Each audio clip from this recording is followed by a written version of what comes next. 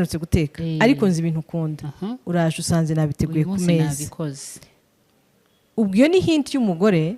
hari ibintu ashaka kugira ngo either afite ikintu ashaka kugusaba that is one cyangwa se afite ikindi kintu arimo kukubwira amakuru mbega arimo araguha amakuru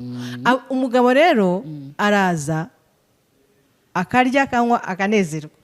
kandi kumva bidasanzwe ariko ntamenye akabibona ariko ntamenye icyabaye arimo urabyumva cyangwa se ugahura n'umugore ukajya kubona ukabona aje kukwakira kuri kuntuza ku muryango ntasanzwe abikora what is there ni iki kirimo aho ngaho those are hints izo nizo twita hints utuntu bakora cyangwa akakubwira atari ko ati uyu munsi ati ibi n'ibi n'ibi n'ibi jya umenya ko hari ikintu arimo gushaka kuvuga ahubwo uze kumuha umwanya